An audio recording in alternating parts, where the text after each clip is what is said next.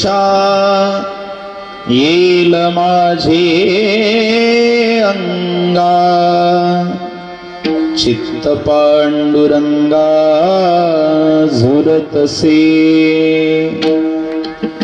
नाठवणी देह पायाचे चिंतन अवसान तू क्षण नाही मध्ये कै ऐसा पात्र होईन लाभासी कै ऋषिकेशी तुष्टतील नाठवणी देह पायाचे चिंतन अवसान तो क्षण नाही मध्ये तुका म्हणे धन्य मानीन संचित घेईन ते नित्य प्रेम सुख नाठवणी देह पायाचे चिंतन अवसान तू क्षण नाही मध्ये पांडुरंगाचे चरणी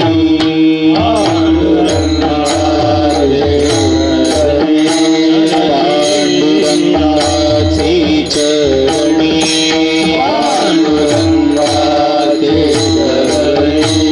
शरण एका जनार्दनी शरण एका जनार्दनी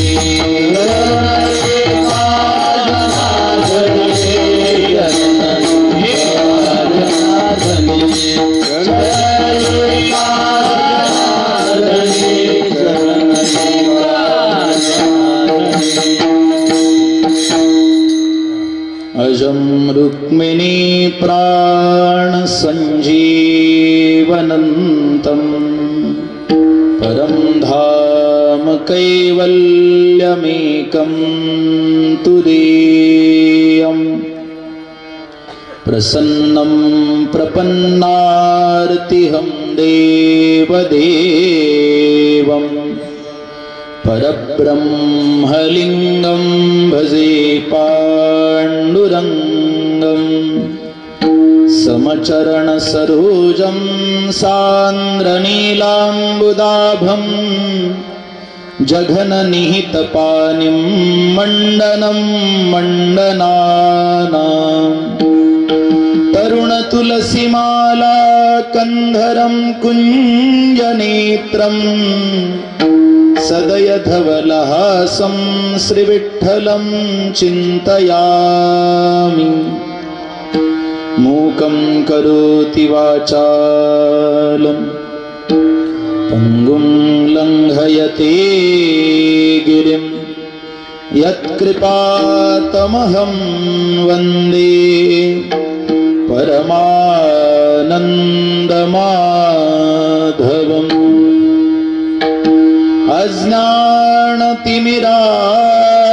अज्ञानतिमिरान्धस्य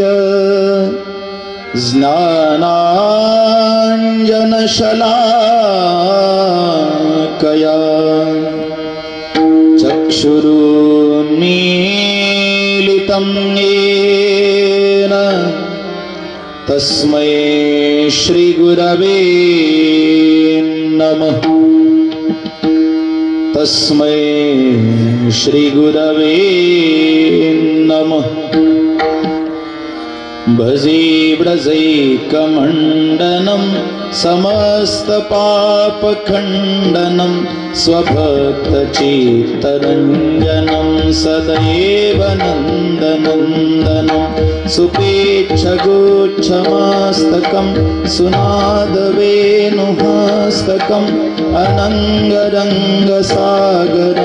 नमामि कृष्णनागरं नमामि कृष्णनागरम्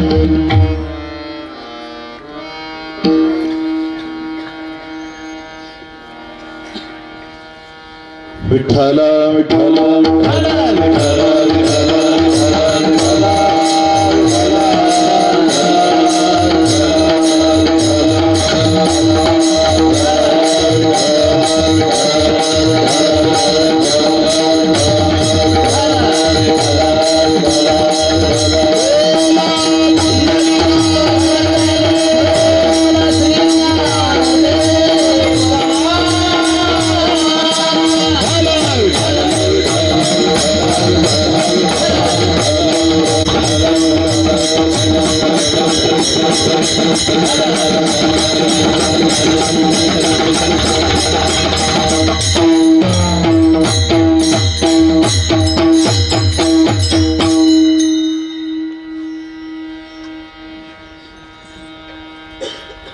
कई ऐसी दशा येल माझे अंगा चित्त पांडुरंगाचे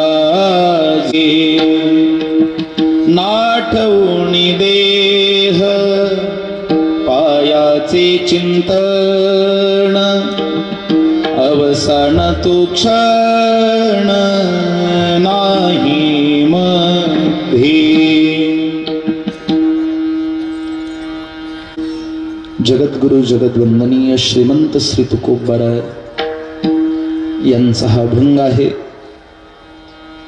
आणि महाराज या अभंगातून भगवंताकडे प्रार्थना करतात। विठ्ठल विठ्ठल उपनिषद 10 उपनिषदापैकी ईशकेन कठ प्रश्न मुंडक मांडुक्य ऐतरेय तैतरेय श्वेताश्वतर छांदोग्य आणि बृहदारण्यक याच्यातल्या उपनिषदाचं नाव प्रश्नोपनिषद। त्याच्यात 5 प्रश्न विचारले आणि त्या 5 प्रश्नापैकी प्रत्येक प्रश्नाचं उत्तर दिल्या गेलं। त्याच्यात अध्याय नाहीतच, प्रथम प्रश्न हा, द्वितीय प्रश्न हा, पंचमो प्रश्न हा, अशीच मांडणी आहे त्याची।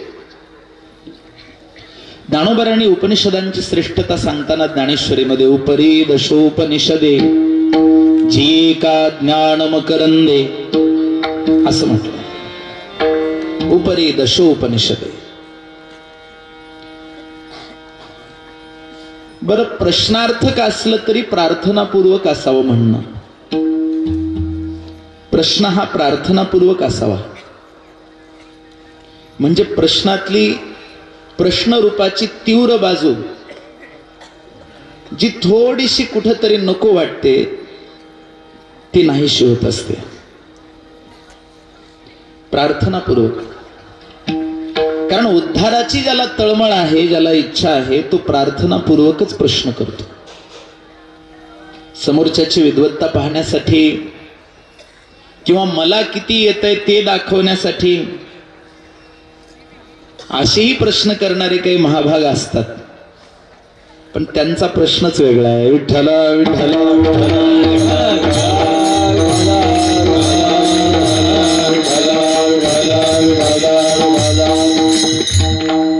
भाविक हो, आणि परमात्म्याशी संवाद आहे या अभंगातून। संवादाचे काही प्रकार आहेत। एक आहे जीवाचा जीवाशी संवाद, दुसरा आहे जीवाचा संतांशी संवाद, तिसरा आहे जीवाचा परमात्म्याशी संवाद। आता याच्यातला पहिला संवाद बघा, जीवाचा जीवाशी, फार काही विशेष नाही। कितीही वेळ संवाद केला तरी शेवटी निष्कर्ष काही नाही, फलनिष्पत्ती काही नाही त्याच्यातून।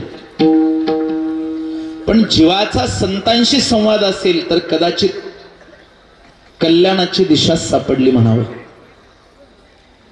तद्विद्धि प्रणिपातेन परिप्रश्नेन सेवया उपदेक्षन्ति ते ज्ञानम ज्ञानिनां तत्वदर्शिनः।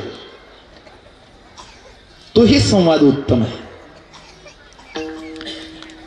जीवाचा देवाशी संवाद, त्याच्यात मागणी नसली तर उत्तम, आणि मागणी असली तर फारसं काही महत्व नाही, कारण जीव देवाकडे मागतच राहतो। देवा मला हे द्या, ते द्या, धन संपत्ती ऐश्वर कीर्ती ख्याती मान सन्मान वगैरे वगैरे, आणि ही न संपणारी यादी आहे। देवाकडे आपण काय काय मागतो असं जर ठरवलं तर किती मोठी यादी होईल.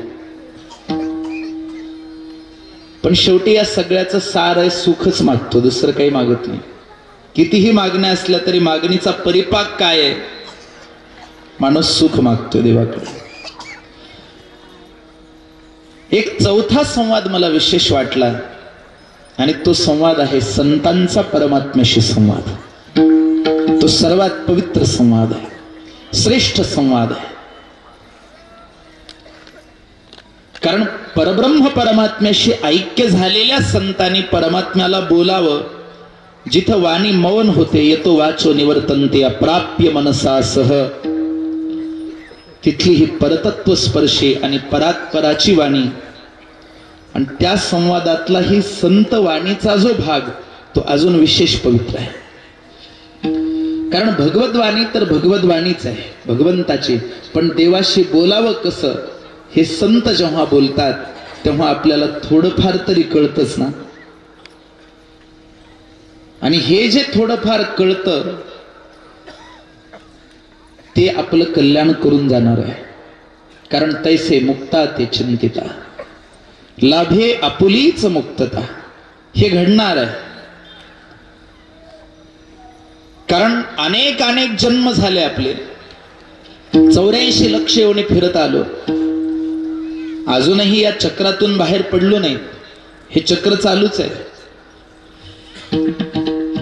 परंतु अजूनही परमात्म्याची ओळख झाली नाही, भगवंताची भेट झाली नाही. तत्व साक्षात्कार, आत्मबोध, ब्रह्मबोध, असंप्रज्ञात समाधी, अनेक नाव आहेत त्याला. याच्यातलं कुठलंच साधता आलं नाही. हे किती मोठं नवल आहे. बरं, तो दूर असता तर वेगळं होतं. उपनिषदकारांनी स्पष्ट सांगितलं, तन्निजेति तदेजेति तद्दूरेति तदवंतिकेच तदुपस्थाश्यायाम सर्वभूताशयः एव ते स्थिताः. तन्निजेति, ते तुमचं निजस्वरूप आहे, वेगळा नाही. ज्या सृष्टीला तुम्ही जगत म्हणून पाहताय, ज्या विश्वाला विश्व म्हणून पाहत आहात, त्या विश्वामध्येही व्याप्त असलेला, ज्या जगताला जगदाकार रूपात आपण पाहतोय, जगदाकारे झाली सत्ता, पण त्या जगदीश्वराला मात्र आम्ही ओळखलं नाही, म्हणून अजून जगदाकार झाली नाही. ज्यांची झाली ते धन्य आहेत. ज्ञानोबरायांना जो अनुभव आला तो अनुभव 16व्या अध्यायाच्या पहिल्या ओवीत किती गोड पद्धतीने मांडलाय. मग मावळवीत विश्वाभासो नवल उदयला चंडांशु अद्वयाब्जिनी विकाशु वंदू. आता अद्वैत रूपी सूर्याचा उदय व्हावा आणि अज्ञान रूपी अंधकाराचा विलय, हे दोन्ही एकदाच घडावं. मग मावळवीत विश्वाभासो. वेदांताचं सारच आहे. जो आभास आहे त्याची निवृत्ती व्हावी आणि निराभासाच्या सहज स्थितीत परिपक्व व्हावं, तीच परिपक्वता आहे. कारण आदिशंकराचार्यांना प्रश्न केलाय, परिपक्वस्य किम लक्षणम. निराभास स्थितो परिपक्व. जो निराभासात संस्थित आहे तो परिपक्व आहे. आणि किती दिव्य स्वरूप आहे त्या परमात्म्याचं.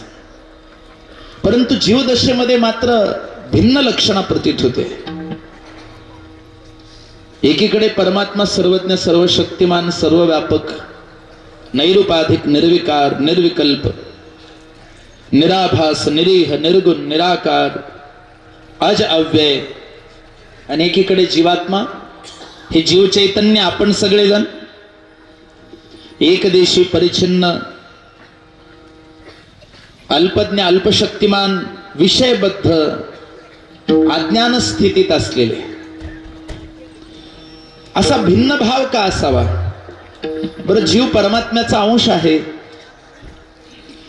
परमात्म्याचा अंश असूनही परमात्म्याचं एकही लक्षण याच्यात दिसत नाही.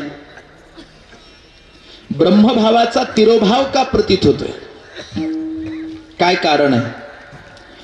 ब्रह्मसूत्राच्या तृतीय अध्यायातल्या द्वितीय पादातलं षष्ठम सूत्र, देहयोगाद्वा सोऽपि, अर्थात देह धारण करून देह तादात्म्यादी वृत्तीचा परिणाम म्हणून निर्माण झालेलं द्वंद्व किंवा द्वैत हे ब्रह्मभावाच्या तिरोभावाचं कारण आहे. जीवदशेमध्ये जो तिरोभाव झाला ब्रह्मभावाचा, देहयोगाद्वा सोऽपि, देह नाम शरीराची केलेली धारणा, पण ती बाधा नाही. योगात भामती निबंधकार त्याच्यावर भाष्य करताना सांगतात, तद्धारयन्ति यथा धारयन् स्वपन्नात्मयोर तत्तादात्म्य विधीयते स योगातिथी. हा देह मी आहे, हे इंद्रिय मी आहे, आणि या विश्वामध्ये ज्या प्रकृतीचं स्थान आहे मी तो प्रकृत्यांश आहे. आदिशंकराचार्यांच्या शब्दात, इदम ते प्रकृत्यांशः तमद्भूतम कर्म मन्यत इत्युक्त्वा स बध्नाति स योगात. देह योगात द्वाहा, द्वा नाम द्वैत निर्माण झालं, भेद निर्माण झाला, भेदाची केलेली धारणा, आणि ते याचं कारण आहे. सो अपि, आणि श्रुतीनेही हेच सांगितलं पुढच्या 9व्या सूत्रामध्ये, अपि च स्मार्यते, यही स्मृतियों में भी कहा गया है. काय कारण आहे? तर त्या द्वैताची केलेली धारणा. पण ज्या प्रकृतीला आम्ही उपाधी मानतो त्या प्रकृतीतही तर परमात्माच व्याप्त आहे ना, ही त्याची विलक्षणता आहे. पण अलक्षित रूपाने त्याची व्याप्तता आहे, अलक्ष रूपाने व्याप्त आहे. काही काही गोष्टी दिसत नाहीत, कळत नाहीत, अनुभवाला येत नाही, पण असतात. काही काही गोष्टी दिसतात, अनुभवाला येतात, कळतात, तरी नसतात. जसं संसारातलं प्रेम दिसतं, बऱ्याच वेळेस अनुभवाला येतं, खरंही वाटतं, कळतं सुद्धा, पण निघतं मृगजळच शेवटी, कारण मोह आहे. संसारामध्ये प्रेम असूच शकत नाही. That's only attachment. मोह आहे तो. मोह कळतो सगळ्याला, वाटतं आहे आहे आहे आहे, पण नसतंच काही.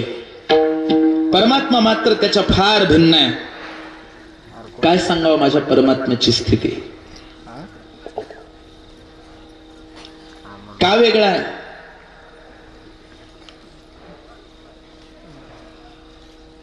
यजुर्वेदाचा 31वा अध्याय आणि 19वा मंत्र स्वर. ओम तत्पुरुषाय बहुधा बीजाय मानोस्तमेतस्मिन् गर्भे अस्तु धीमान् बीजायते तत्परिपश्यन् तद्योनिं विहितान्ध्यस्तु तदविजित्वन्न योस्तन्नाम भद्रो अपि च नरितं धियोः. यजुर्वेद वेद भगवान प्रतिपादित करतात. या मंत्राचा अर्थ असा आहे, या ऋचेचा अर्थ असा आहे की तो परमात्मा व्याप्त रूपाने या समस्त महद ब्रह्म रूपामध्ये व्याप्ती आदी लक्षणेने धारण करून व्याप्त आहे आणि तो दृष्ट आहे. तत्परिपश्यन ऋचेतला शब्द आहे तत्परिपश्यन, पाहतो, दृष्ट आहे समस्त प्रकृतीचा. आणि तरीही प्राकृतिक भाव हा विलयित होतो तेव्हाच तो प्रत्यक्ष नित्य सिद्ध रूपाने त्याच्या वास्तविक ज्ञान स्वरूपात सिद्ध आहे हे जाणणारा ज्ञाता जाणतो आणि उरत नाही, न शेषः. कारण जेव्हा ज्ञेयाशी ऐक्य घटित होतं तेव्हा ज्ञाता कुठे उरेल? फार गहन चिंतन आहे, गूढता आहे. का नसावं? उपनिषदकारांनी सांगितलं, येषु सर्वेषु भूतेषु गूढोत्मान प्रकाशते त्वदग्रियाया बुद्ध्याः सूक्ष्मयः सूक्ष्मतत्त्वदर्शिभिः. गूढोत्मा पंचमविभक्तीचा प्रयोग आहे तत्पुरुषातला. गूढ इव आत्मा प्रथम पद प्रधान आहे. गूढत्व नाम रहस्यमय. रहस्य कसं आहे? ज्या रहस्याला अंत पार नाही, गहनता एवढी आहे की त्याच्याशी ऐक्य होता होता होता होता जो ऐक्य होणारा होता तो उरला नाही. रहस्य अजून रहस्यमय झालं, गूढता अजून गूढगम्य झाली. ज्ञान गूढगम्य ज्ञानदेवा निवृत्तीने दिधले विठ्ठल विठ्ठल.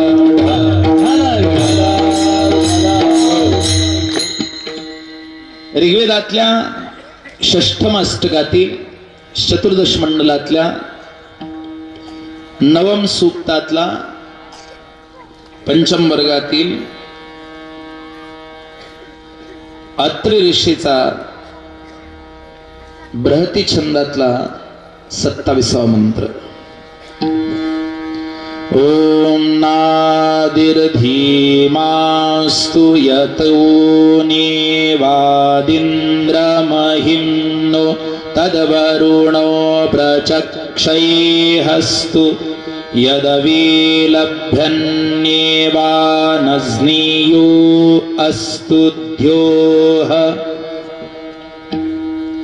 ऋग्वेद वेद भगवान प्रतिपादित करतात. या मंत्राचा ऋचेचा अर्थ आहे, ज्यांची उपासना करत असताना ध्येय रूपाने निष्ठा साध्य करून इंद्र, अग्नी आणि वरुण या तिन्हींनी सुद्धा ज्या एकाग्रतेला साध्य करण्यासाठी यत्न केला आहे, प्रयत्न केला आहे, साधना केली आहे, त्या साधनेचं रहस्य हे ज्ञाता रूपाने केवळ अलभ्य आहे. तिथे ज्ञाता भावही विलयित व्हावा लागतो, तेव्हा ते तत्साध्य आहे. विठ्ठल विठ्ठल.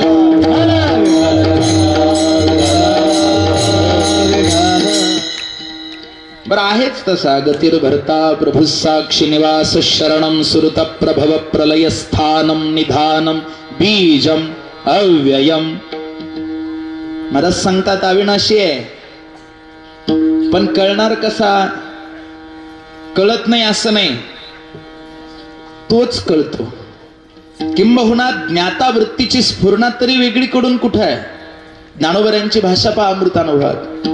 तैसे ज्ञाता रूपाचे निपाडे, जेही धारणे ते घडे, ते तरी केवळ हे प्रकृतीशी. सांगा ना, वेगळं आहे का? मग ह्याचं दर्शन कसं आहे परमात्म्याचं? का दर्पणे दर्पण देखावे, शृंगारे शृंगार करावे, तैसे प्रकृती माझी देखावे आत्मयाशी.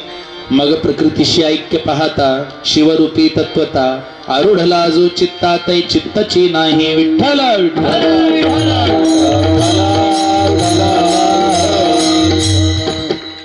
पण हे घटित होण्यासाठी दोन गोष्टी जाणं महत्वाचं आहे. एक म्हणजे देहाची भ्रांती आणि दुसरं म्हणजे देह भ्रांती जाण्याची जी वृत्ती आहे ती देखील. देहभ्रांती जावी असं अष्टावक्र महागीतेत अष्टावक्र जनकाला सांगतात. यदि देहम पृथक्कृत्या चित्त विश्राम्य तिष्ठसी अधुनैव सुखी शांत बंधमुक्तो भविष्यसी. जर तू देह तादात्म्य वृत्ती सोडलीस आणि चित्त विश्राम्य तिष्ठसी तर लगेच अधुनैव, पुणाचा विषय नाही, नंतरचा विषय नाही, आत्ताच सुखी शांत बंधमुक्तो भविष्यसी. भविष्यसी नाम झालासच समजतो.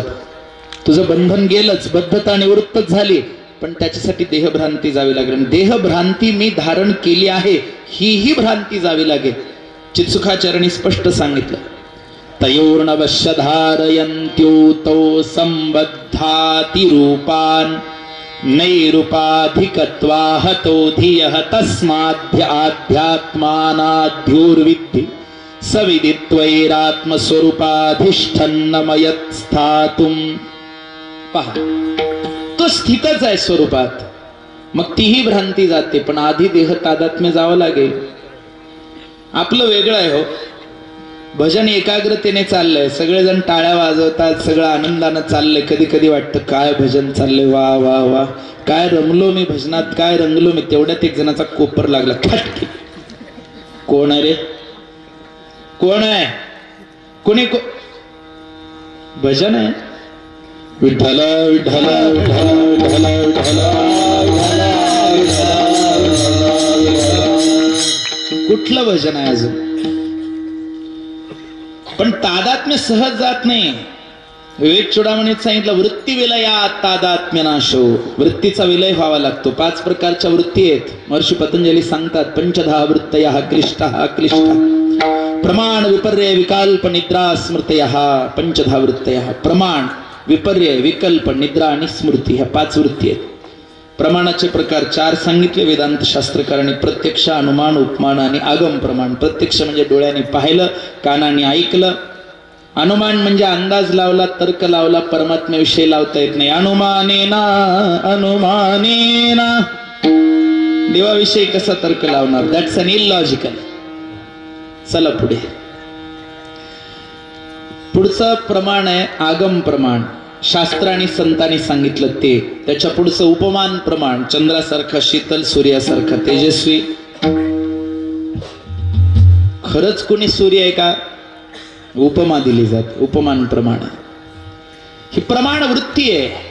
पण प्रमातृज्ञानाला केव्हा प्राप्त होतो? प्रमाज्ञान केव्हा प्राप्त होतं? जेव्हा प्रमेयाशी प्रमात्याचा संबंध प्रमाद दृष्टीने राहिला आणि मग प्रमाता, प्रमेय आणि प्रमाण हे तिन्ही निवृत्त झालं, तिथं प्रमाज्ञान. चला पुढची वृत्ती आहे विपर्यय. जे नाही ते दिसतं, जे आहे ते दिसत नाही. विकल्प, जे नको ते वृत्ती धारण करतो जीव. मंथरेला विकल्प झाला होता. रामायणातला आठवतं का बघा? कुणाला विकल्प झाला? मंथरेनं कुणाच्या डोक्यात घातला? कैकेयीनं कुणाच्या डोक्यात घातला? परिणाम काय झाला? रामाचा राज्याभिषेक होणार होता. त्याच वेळेस रामाचा 14 बरिस राम बनवासी तापस बेस विशेष उदासी करते ही कानन जाऊ. पण महाराजांनी सांगितलं विकल्प धरिता जिव्हा झडे. विकल्प फार बाधक आहे आणि ते मनाचं कार्य आहे बरं का. अंतःकरण उपाधीच्या ठिकाणी निर्माण झालेली संशयरूप वृत्ती म्हणजे मन. वेदांतात मनाची हीच व्याख्या आहे ना. काय व्याख्या? संशयरूप वृत्ती. हे करू का ते करू, असं करू का तसं करू, करू का न करू. याच्यातच काही जणांचं आयुष्य गेलं. कुठला निर्णय झाला नाही बिचारायचा. जाऊ द्या. विठ्ठल विठ्ठल. पुढची वृत्ती आहे निद्रा. निद्रा म्हणजे काय? कीर्तनात येते ती, त्यालाच म्हणावं का निद्रा? नाही. पतंजलीने व्याख्या सांगितली. अभाव प्रत्यालंबना वृत्तिर्निद्रा. 17व सूत्र पहा समाधीपाद. कुठल्याही आलंबनाचा अभाव तत्प्रत्यय नाम निद्रा. पुढची व्याख्या आहे स्मृती. वृत्तीचं नाव स्मृती. स्मृतीचे 2 काम आहेत. एक आठवण ठेवणे आणि दुसरं वेळेवर आठवणे. मेमरायझेशन अँड रिमेंबरिंग 2 काम आहेत. आधी आठवणीत ठेवायचं, पुन्हा गरज पडली की पुन्हा. आधी आठवणीत ठेवणे, पुन्हा आठवणे. 2 काम आहेत. स्मृती कशाला म्हणावं?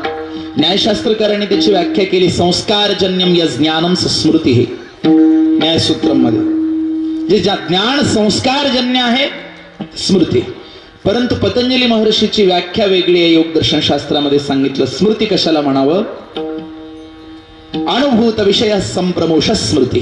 अनुभवाला आलेला विषय त्याचं पोषण करणं, त्याला साठवून ठेवणं, त्याला सांभाळणं, त्याचं नाव स्मृती. या 5 वृत्ती जेव्हा विलयित होतात तेव्हा त्याला योग साधला म्हणतात. योग चित्तवृत्ती निरोधा. दुसरं सूत्र समाधिपाद. पण जात नाहीत सहज. अभ्यास वैराग्याभ्याम तन्निरोधा. अभ्यासाने वैराग्याने या वृत्ती आवराव्या लागतात. एकी अभ्यासाचे निबळे. अभ्यासेप्य समर्थोसी मत्कर्म परमो भव मदर्थमपि कर्माणि कुर्वन् सिद्धिमवाप्सिस. तर आवरतात ह्या वृत्ती, नाही तर आवरत नाही. भाविक हो, जिथं वृत्तीचा विलय होतो तिथं सविकल्प समाधीला आरंभ आहे. सविकल्पाचे 4 प्रकार आहेत. विचारानुगत, वितर्कानुगत, अस्मितानुगत आणि आनंदानुगत. 4था प्रकार त्या संप्रज्ञात समाधीतला आनंदानुगत आहे. त्याच्यामध्ये अनहत नाद श्रवण करायला मिळतो. कोणता नाद? म्हणत जा काही नाही. कोणता? अनहत. ज्याच्यात काही आहत होत नाही, एकाचा दुसऱ्यावर प्रहार नाही असा नाद. ज्ञानोबरायांनी त्या नादाचं नाव सांगितले प्रणव. तस्य वाचक प्रणवः तज्जपस्तदर्थ भावनम. पण 10 प्रकारचा ऐकायला येतो आणि 10व्या प्रकारात त्याची सिद्धी आहे. तर पहिला प्रकार घंटानाद. मंदिरात गेल्यावर काय वाजवता? प्रत्येक मंदिरात काय आहे बरं? हिंदू धर्मातलेच नाही, ख्रिश्चन लोकांच्या पण मंदिरात घंटा आहे. गेल्या गेल्या पहिल्यांदा घंटानाद. जाऊन दर्शन घेतलं. भगवान विष्णूच्या हातात 4 आयुध आहेत, शंख चक्र गदा आणि पद्म. त्याच्यातलं चक्र आणि गदा हे शस्त्र आहेत. घेऊन या चक्र गदा हाची धंदा करीतो. शंख आणि पद्म हे शस्त्र नाहीत. शंख हे वाद्य आहे आणि पद्म हे पूजेचं साहित्य आहे.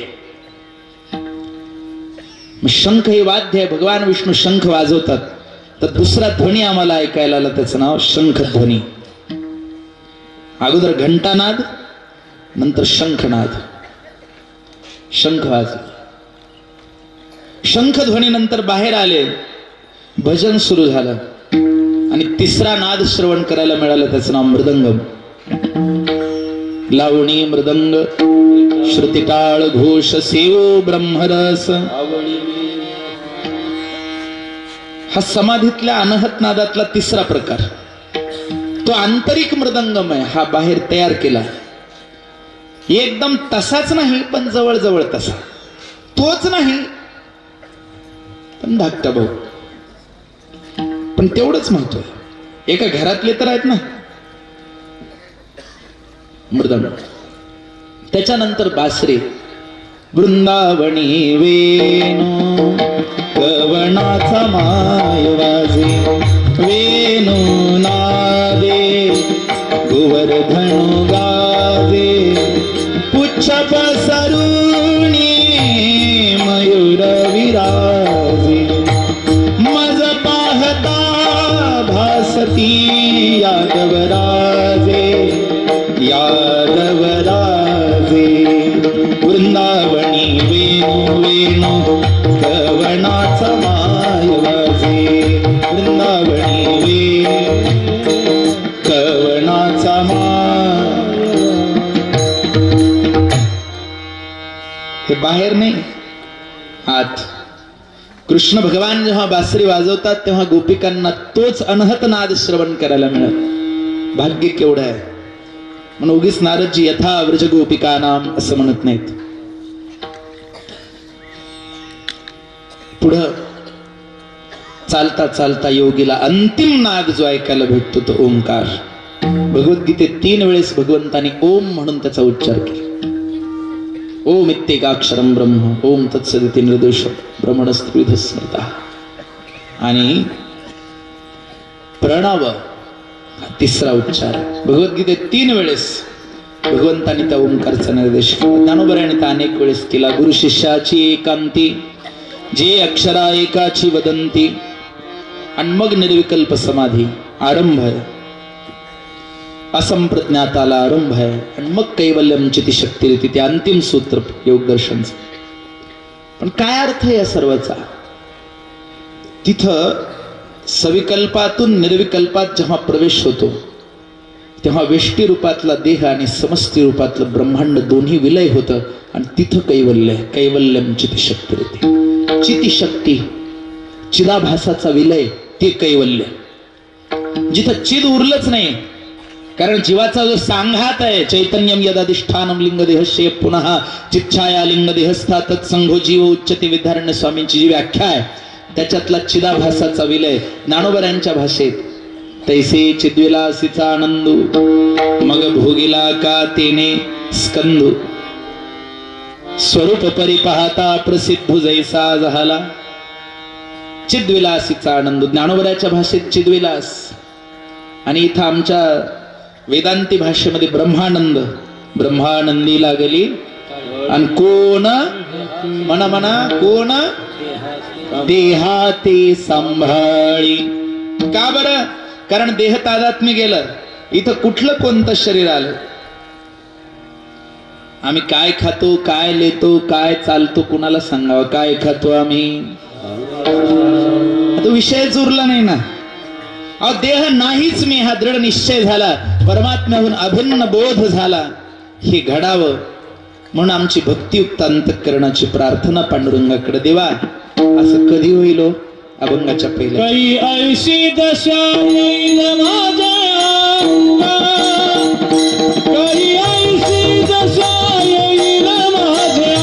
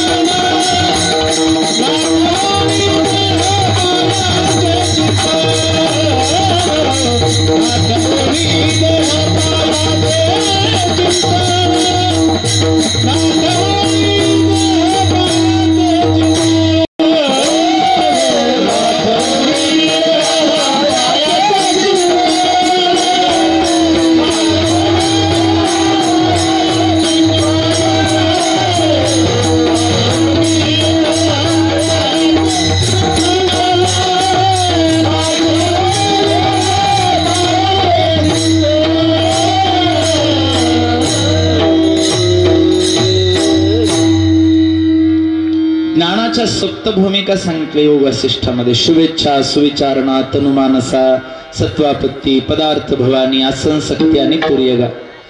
7व्या अवस्थेचं नाव आहे तुर्यगा, तुरीय. आणि जीवाच्या अनुभवातल्या अवस्था 3 आहेत: जागृती, स्वप्न आणि कधी कधी आपण जागे असतो, कधी कधी स्वप्नात असतो, कधी कधी गाढ निद्रेत असतो.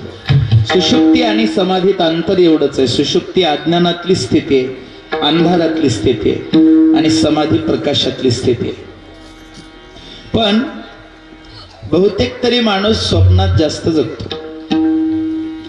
तुलसी बाबांनी सांगितलं, मोह निशा सब सोवनहारा, देखत सपने विविध प्रकारा. मोह निशा. कुणी म्हणेल महाराज आम्ही जागे आहोत ना. जागे आहोत, पण स्वप्न बघणं चालू आहे का बंद आहे सांगा. पुढल्या वर्षी वरचा मजला बांधायचा का नाही, त्याच्या पुढल्या वर्षी कार घ्यायचे का नाही, हे स्वप्न आहेत माणसाचे. झोपल्यावर पडतात ती स्वप्न नाहीत. ज्याच्यामुळं झोप येत नाही ती आपली काय आहे. काही काही जणांचं तर स्वप्न एवढं विचित्र असतं महाराज. कीर्तन सुटल्यावर घरी जाताना चांगलं बघून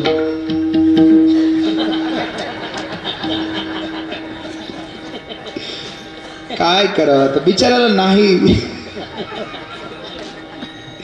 असलं तरी फाटले. अहो फार विचित्र काम आहे. माणसं मंदिरात आली तरी देवाकडे लक्ष कमी आणि चप्पलकडे जास्त असत. आता समजा देव समोर आहे, चप्पल इथं ठेवले मागं, ते प्रार्थना करायला उभे राहिले असे हात जोड. त्वमेव माता च पिता त्वमेव, त्वमेव बंधुश्च सख त्वमेव काय, त्वमेव विद्या द्रविणं त्वमेव, त्वमेव सर्वं मम देव. कुठीकडे इकडं काही इकडे. अरे काय चाललंय. विषय मोठा गहन आहे, स्वप्न आहे. जागृतीत ज्याला सत्य मानताय तेही खरंच स्वप्न आहे पुढे चालू. कारण प्रातिभाषिक सत्ताच आहे, व्यवहारिक सत्ता सुद्धा पुढे प्रातिभाषिकच आहे. म्हणून सत्ताच दोन, एक प्रातिभाषिक आणि दुसरी वास्तविक. व्यवहारी मानायची फक्त, पुढे चालून एकच आहे ना, बाकी स्वप्न आहे, मृगजळ आहे. जाग झालं की सगळं निघून जाणार.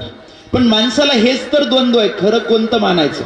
आत्मस्वरूपाला खरं मानायचं का व्यवहारी जगताला? पती पत्नी मुलं बाळ घर दार संसार पद प्रतिष्ठा मान सन्मान धन ऐश्वर्य, कोणतं खरं कोणतं मानायचं? एकच दृष्टांत सांगतो ऐका.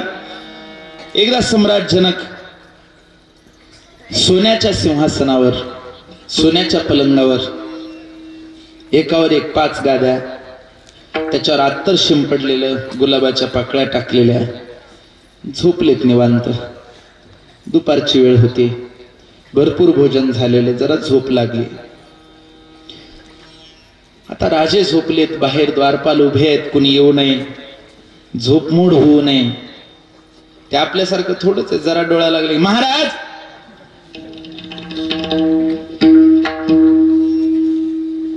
उठा बरं, काय पाया पडायचं होतं.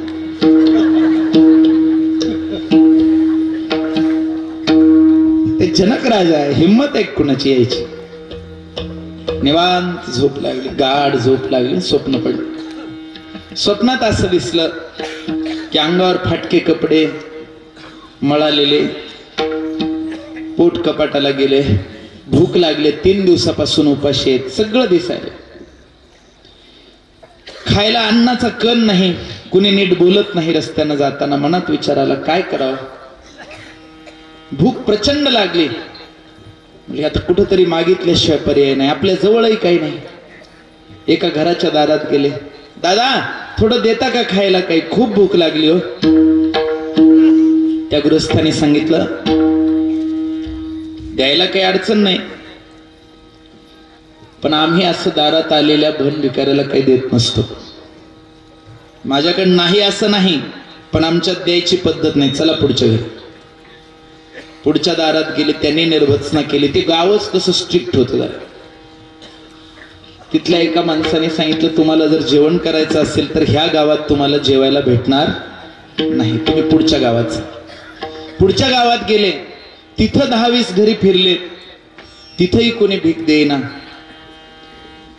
एक जणाला विचारलं, अहो माझा प्राण जाईल आता, खूपच प्रचंड भूक लागली, मरण्याची शक्यता आहे, मी काहीतरी द्या थोडं. त्यांनी सांगितलं एक काम करा, इथून जवळच एक मंदिर आहे, त्या मंदिरावर पंगत असते आणि त्या पंक्तीमध्ये माणसं येऊन जेवतात, तिथं जाऊन तुम्ही मागा. त्यांनी सांगितलं ठीक आहे, सम्राट जनक आहेत बरं, पण अवस्था ही झाली. गेले, त्या अन्नछत्र चालू होतं, पण नेमकं त्यावेळेस पंगत संपलेली. अन्नछत्राच्या मालकाने त्या अन्नछत्राच्या खोलीला कुलूप लावायला सुरू केले. तेवढ्यात हे गेले, खूप भूक लागली हो, प्राण जातील अशी वेळ आहे, थोडंस द्या काहीतरी. त्यांनी सांगितलं काहीच नाही, सगळा स्वयंपाक संपला, सगळे जेवून गेले, काही नाही, आता जा तुम्ही. जनकराजे म्हणतात नाही, थोडं तरी द्या, मी मरतोय आता, इथंच प्राण जाईल माझा, काहीतरी द्या.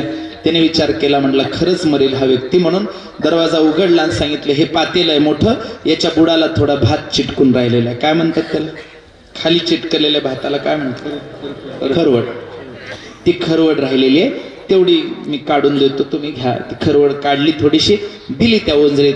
भात मिळाला, अमृत मिळाल्यासारखं वाटलं. कारण प्राण जायच्या वेळेस काही मिळालं तरी काय, खरवड असली काय आणि काय, मरायची वेळ आहे. बाहेर आलेत, आता खाणार आहेत, असं ओंजळीत घेऊन खायला सुरू करणार. तेवढ्यात एक कावळा आला आणि कावळ्यानं येऊन असा झपाटा मारला. झपाटा मारल्याबरोबर ते सगळं हातातलं जी खरवड होती खाली मातीत पडली. जनक राजाचं मुख अजून म्लान झालं, डोळ्यात अश्रू आहेत, प्राण जायची बिकट अवस्था आहे, विचित्र अवस्था आहे. पण हे सगळं कुठं चालू आहे? स्वप्नात चालू आहे. चुक चुक करू नका एवढं. हा, जनकाची एवढी वाईट अवस्था नाही झाली, स्वप्नात झाली. तेवढ्यामध्ये अचानक महाराणी साहेब आल्या. आता दुसरं कोण उठवणार? आणि महाराणी साहेबांच्या पायातल्या पैंजणांचा मधुर ध्वनी सम्राट जनकाच्या कानावरती पडल्याबरोबर जाग आली.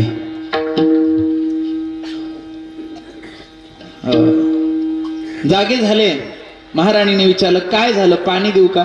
नाही, एका प्रश्नाचं उत्तर दे. सुनैना नाव आहे जनकाच्या पत्नीचं. काय, हे खरं का ते खरं? ती म्हणली, काय म्हणायला तेच कळना. म्हणले, ते मला काहीच माहित नाही, फक्त एवढंच उत्तर दे, हे खरं का ते खरं? पत्नीला वाटलं बहुतेक यांना काही आजार झालाय का, काही बाधा झाली, काही कळना.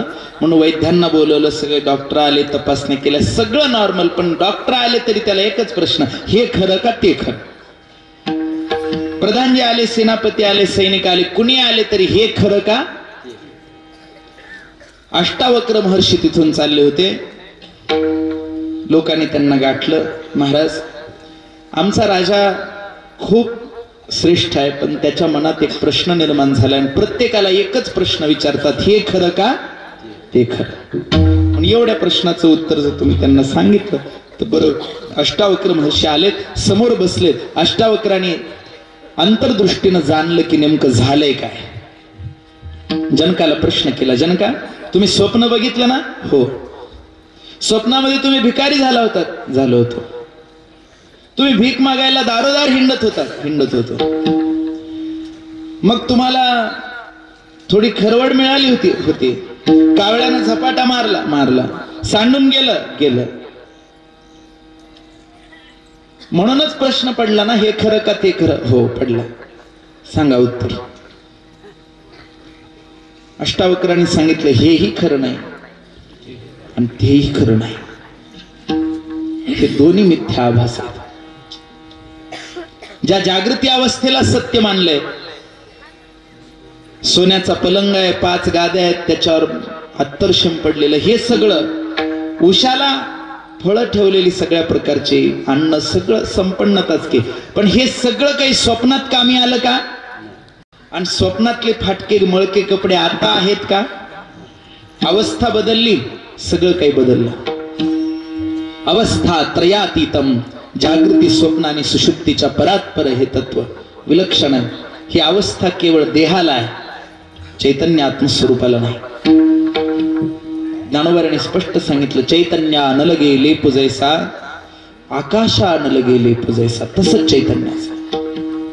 चैतन्याची या ठाया उपाधी नाही धनंजया. अहो तिथं उपाधी नाहीच ना.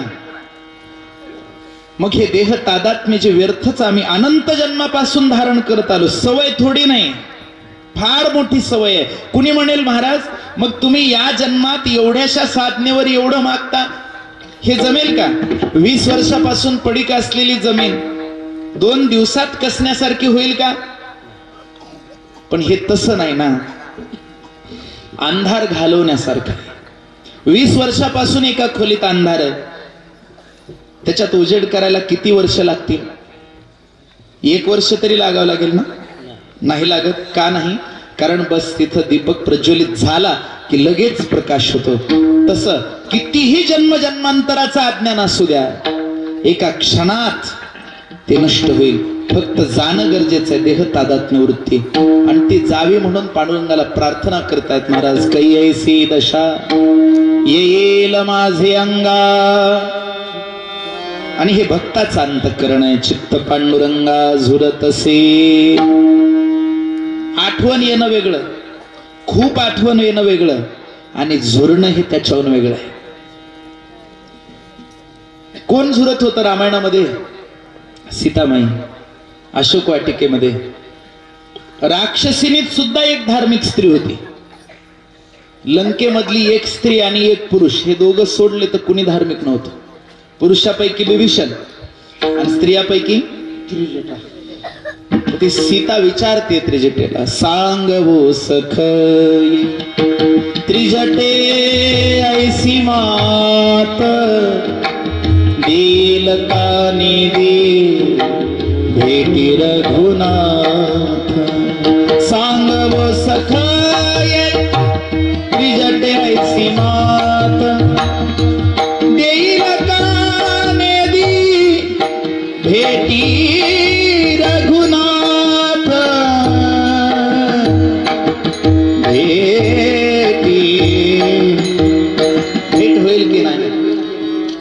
अंतःकरण व्याकुळ, त्याला म्हणतात झुरणं. अजून एक रामायणातला प्रसंग आहे. ती शबरी 10 वर्षाची होती तेव्हा मतंग ऋषीने सांगितलंय तुला भेटायला प्रभू रामचंद्र येणार आहेत. वाट बघत होते. किती वाट बघावी? 70 वर्ष वाट बघितली शबरीनं. रोज भास व्हायचा, देव आल्यासारखं वाटायचं, पण एक टक नजर लावून त्या वाटेकडे बघायचं, येतील का? आले की काय? आले की काय? आयुष्य घालवलं. त्याचं नाव आहे झुरणं. बाकी काही माणसं संसारातही झुरतात, जळ त्यांचं झुरणं. विठ्ठल विठ्ठल.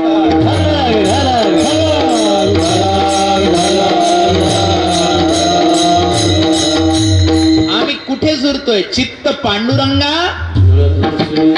बाकी नको. काही काही माणसं धनासाठी झुरतात, काही काही माणसं कीर्तीसाठी, काही काही माणसं कशासाठी कशासाठी कशासाठी. जाऊ द्या, आपल्याला काय, पण आपलं चित्त पांडुरंगा झुरत असे. महाराज एवढं चित्त झुरतय म्हणजे तुम्हाला नेमकं पाहिजे तरी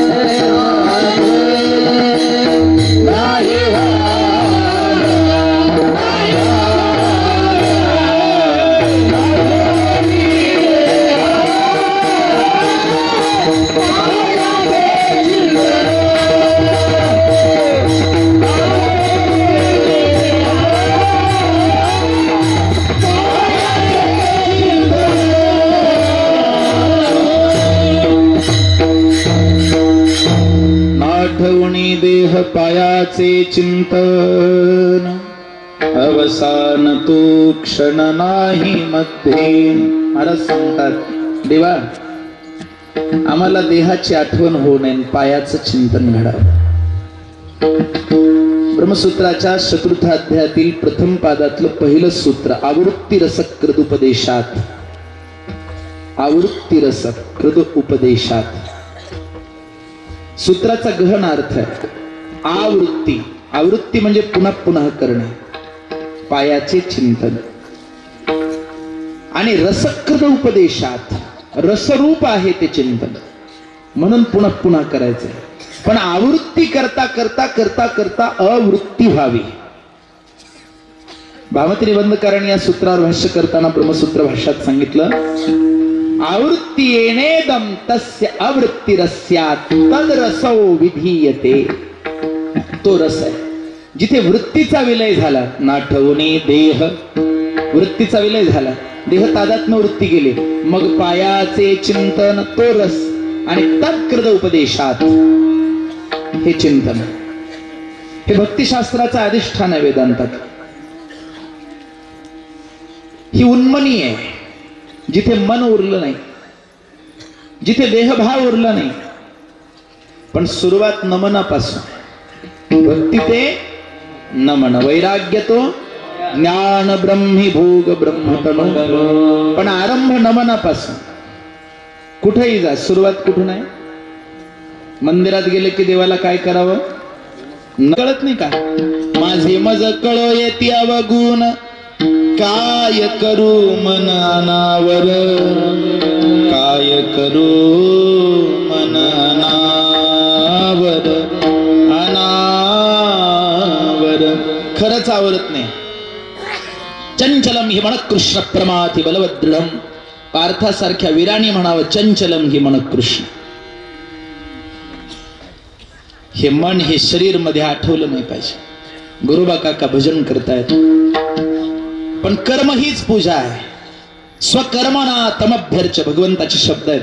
कर्म सोडून नाही, कर्म हीच माझी पूजा आहे. जे काही करत असशील ते. परिकर्म फळी आसन धरावी, कुकर्मे संगती न व्हावी, सत्क्रियाचे आचरावी हेतुविण. अनाश्रित कर्म फलम कार्यम कर्म करोति स संन्यासी च योगी च न निरग्निर्न चाक्रिय. दोन्ही पदामध्ये द्वंद्व समासाचा उल्लेख आहे. चार्थे द्वंद्व हा. योगिश्च संन्यासीश्च अग्निश्च क्रियाश्च. हे चकार फार महत्वाचं आहे बरं. च जिथे येते का नाही तिथं बरंच काही विशेष आहे. च म्हणजे दोन्हीला धरून चालणार. च म्हणजे आग्रह. मराठीत च चा अर्थ होतो आग्रह. असंच झालं पाहिजे किंवा झालंच पाहिजे. ते च आलं की तेच. यजुर्वेदामध्ये रुद्राष्टाध्यायामध्ये एक विशेष असे 2 अध्याय आहेत. एका अध्यायाचं नाव आहे नमक आणि दुसऱ्या अध्यायाचं नाव आहे चमक. त्या नमक मध्ये 2-3 शब्द झाले की लगे नमहा, लगे नमहा, लगे नमहा. सगळं नमहाच आहे. नमो वृक्षेभ्यो हरिकेशेभ्यो, सगळे नमहाच आहेत. पण इकडं चमक मध्ये काय आहे माहिती का? प्रत्येक 2 शब्द झाले की श्चमे श्चमे श्चमे श्चमे श्चमे श्चमे श्चमे श्चमे श्चमे श्चमे. इतके श्चमे आहेत त्याच्यात. एक नमक आणि दुसरा नमक म्हणजे मीठ समजू नका बरं का. हे वेदातलं सांगायला मी तुम्हाला. विठ्ठला विठ्ठला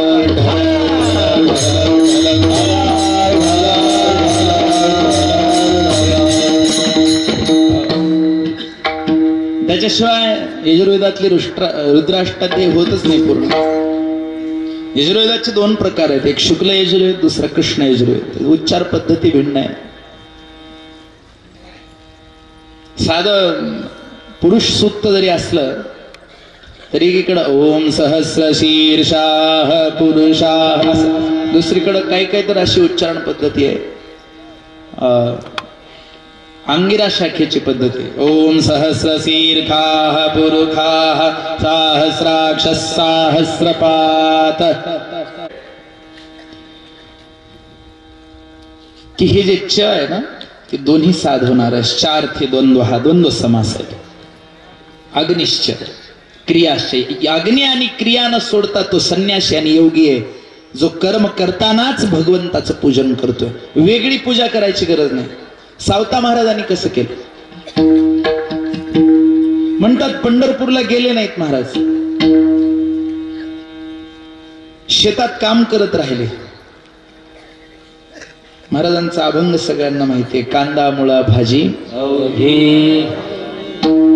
आम्हाला भाजीत तर देव दिसतच नाही, पण देवात सुद्धा देव दिसत नाही.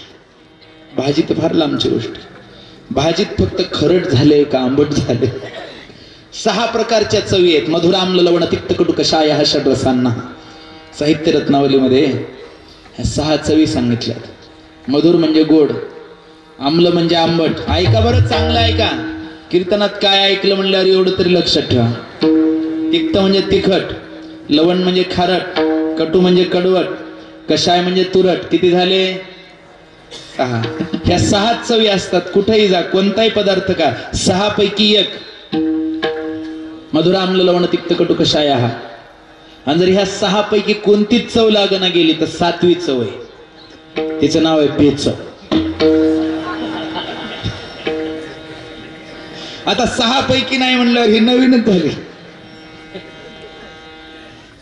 भाविको, कशी करावी कर्म पूजा? स्वकर्मणा तमभ्यर्च, जो भी कर रहे हो परमात्मा जान करके करो. 4 गोष्टी मला परम श्रद्धेय स्वामीजी श्रीराम सुखदासजी महाराजजींच्या आठवतात. एक गोष्ट सांगितली, जहां भी रहते हो भगवान का स्थान है समझ करके रहना. जो भी कर्म करते हो भगवान की पूजा समझ के करना. जो भी खाते हो भगवान का प्रसाद समझ के ग्रहण करना. और जो भी सोचते हो प्रभु देख रहे हैं ये जान करके सोचना. अगर इतना भी करोगे होऊन जाईल तुमचं. ना ठेवणी देह पायाचे चिंतन विठ्ठल विठ्ठल.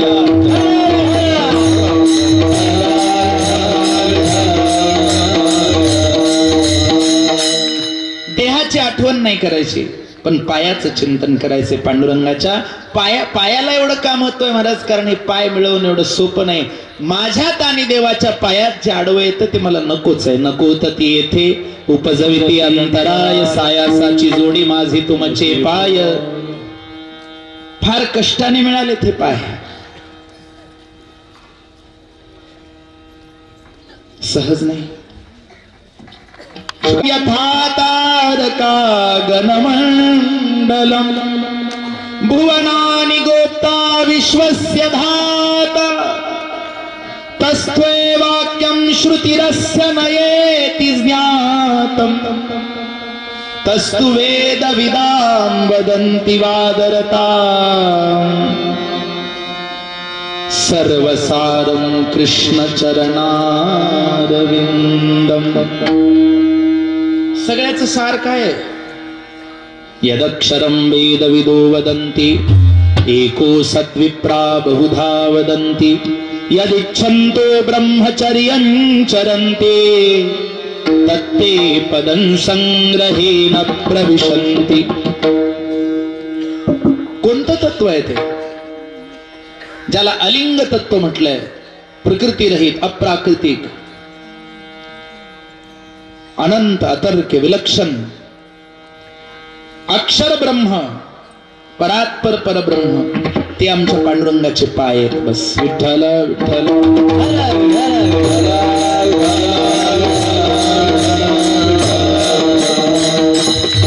ते सृष्टीचं आद्य स्वरूप आहे. जेव्हा काहीच नव्हतं. ऐतरेय उपनिषदाचा प्रथम मंत्र ओम आत्मा वा इदमेवैवाग्रासीत नान्यत् किंचिदस्ति स ईक्षत स इमान् लोकान् सृजत इति. आत्मा वा इदमेवैवाग्रासीत नान्यत् किंचिदस्ति. जेव्हा कोठेची नव्हते, काहीच नव्हतं. स ईक्षत, त्याने संकल्प केला. ब्रह्मसूत्रातलं सूत्र बघा, ईक्षतेर्ना शब्दम, ह्या श्रुतीवर आधारित आहे. स ईक्षत स इमान् लोकान् सृजत इति. त्याने या विश्वसृष्टीचं सृजन करण्याचा संकल्प केला. आजातवाद्यांच्या मताने अजून जग झालं नाही, ते हेच स ईक्षत, त्याच्या संकल्पातच आहे. स इमान् लोकान् सृजत इति यतो वा इमानि भूतानि जायन्ते. हे सगळं ब्रह्मांड ज्याच्या सत्तेने चालतंय. ब्रह्मांड नायका विश्वजनाच्या ऐसा तो समर्थ ब्रह्मांडाचा धनी. जाणोनिया मनी शरणालो. आपला श्वास चालवणारा, आपलं सगळं काही चालवणारा एक परमात्मा, तो आमचा पांडुरंग. आणि हे सगळं त्याच्या चरणाच्या सत्तेने चालतंय. नाठवणी देह पायाचे. पाय फार आवडतात महाराजांना. पायाचं महत्व आहे. मस्तक हे दुसरीकडे आहे का? संताचे पाय धरावे, देवाचे काय धरावे सांगा मला?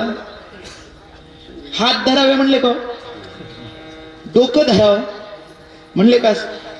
कान धरावे? अजिबात नाही. कान संसारात धरतात बरं का. ते कान धरण्याचे वेगवेगळे प्रकार आहेत. पुन्हा पिळायचा आता अजूनच वेगळा आहे. ते बरं वाटतं माणसं. पण इथं फक्त पाय, त्याचं कारण सांगतो तुम्हाला. ऊर्जा ही हमेशा केंद्रामध्ये नाही, जिथं व्यासाचा अंत आहे त्या ठिकाणाहून प्रवाहित होते. सांख्यशास्त्रामध्ये कपिल महर्षीने सांगितलं, नास्ति केंद्र स्थानात तद व्यासेन प्रवाहितम ऊर्जा. ऊर्जा ही व्यासाच्या अंतिम भागातून काठाकाठाने प्रवाहित होते.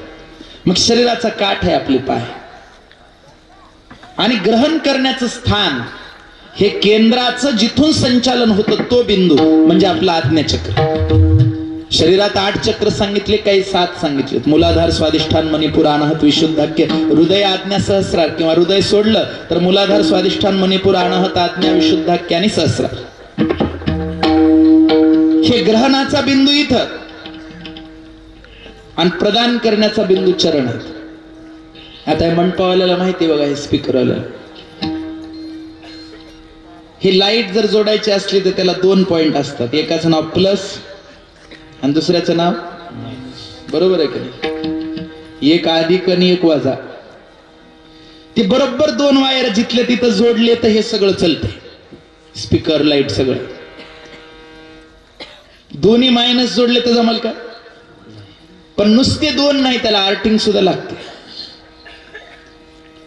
मग संतांचे पाय, देवाचे पाय हे प्लस आहे, आणि हे जे आमचं हे आहे ना, हे मायनस आहे.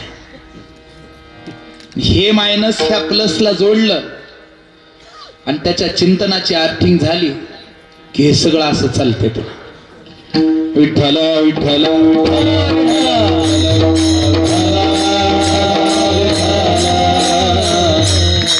हे प्लस मायनस कळालं का नाही अजून?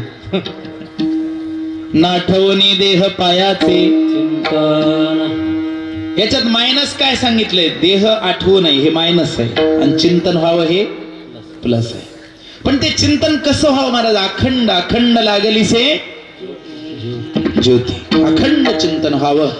अखंड चिंतन विठोबाचे, गीता भागवत करीती अखंड चिंतन विठोबाचे. त्याच्यामध्ये एक क्षण सुद्धा इकडे तिकडे जाऊ नये. जर गेला तर नारदांचं भक्ती सूत्र जे सांगितलंय, तदर्पिता अखिलाचारिता तद्विस्मरणे परम व्याकुलती. ती एक क्षणभर जरी देवाचा विसर पडला तरी अंतःकरण ज्याचं व्याकुळ होतंय तो खरा भक्त आहे, कारण ते परम प्रेम आहे. शांडिल्य महर्षीने शांडिल्य भक्ती सूत्रामध्ये सा परानुरक्तीश्वरे तत्संस्थस्य अमृत तत्व मुच्यते असं.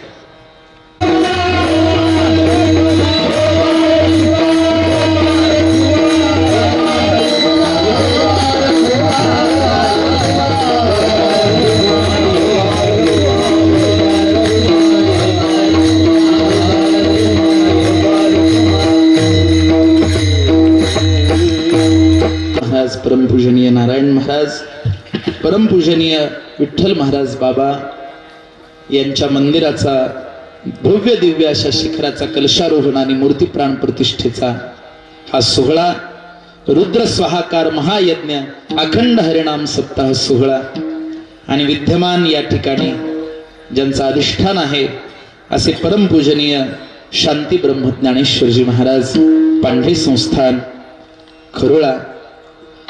आज या ठिकाणी हा रुद्र स्वाहाकार यज्ञ आणि या संस्थांच्या ठिकाणी उपस्थित तुम्ही सर्व भाविक भक्त मंडळी, इथला आनंद पाहून मला असं वाटतंय की मी आळंदी पंढरीत आहे. पांढरी पंढरी झाली तो आजचा क्षण. अशा या पवित्र स्थळी, पावन स्थळी आयोजित केलेला हा भव्य दिव्य सोहळा, भव्य बाहेरच्या दृष्टीनं आणि दिव्य आध्यात्मिक दृष्टीनं, दोन्ही दृष्टीनं सांगावा असा परमपूजनीय वारकरी संप्रदायातले अध्वर्यू वेदशास्त्र संपन्न अनंतजी महाराज खानापूरकर आणि परमपूजनीय वेदशास्त्र संपन्न अमितजी महाराज खरोळेकर, तसंच उपस्थित सर्व महाराज मंडळी, सर्वांचा उल्लेख करणं शक्य नाही, म्हणून सर्वांच्या चरणी नतमस्तक या पूजनीय केशव महाराजांच्या चरणी झालेली सेवा समर्पित करून वाणीला विराम देताना 2 गोष्टी सांगायच्या, सेवा समाप्त करायची. आई वडिलाची सेवा करा. मातृदेवो भव पितृदेवो भव. आई वडिलाची सेवा करण्या एवढं मोठं पुण्य जगात दुसरं कोणतंही नाही. तरुण युवकांना माझा आग्रह आहे, तुम्ही व्यसन सोडा, निर्व्यसनी व्हा, पवित्र तुळशीची माळ गळ्यात घाला. आज शिवजयंती साजरी केली जाते सगळीकडं. छत्रपती शिवाजी महाराजांना उत्तर देण्यासाठी महाराष्ट्रातल्या युवकांना निर्व्यसनी होणं जरुरी आहे. जर तरुण युवक निर्व्यसनी झाला तरच शिवजयंती सफल झाली. आणि जर आम्ही व्यसनी राहिलो तर शिवाजी महाराजांना सुद्धा लाज वाटेल आपली. हा महाराष्ट्र ज्ञानोबारायांचा आहे, जगद्गुरु तुकोबारायांचा आहे, शांतीब्रह्म एकनाथ महाराजांचा आहे, परमपूजनीय केशव नारायण महाराजांचा आहे. हे ओळखून आपण संत भूमीतली मंडळी आहात, निर्व्यसनी व्हायचं आणि परमार्थाला लागायचं एवढाच आग्रह. किंबहुना केले तुमचे धर्म कीर्तन सिद्धी गेले, तेथ माझे जीवरले पायी कपन. ज्ञानेश्वर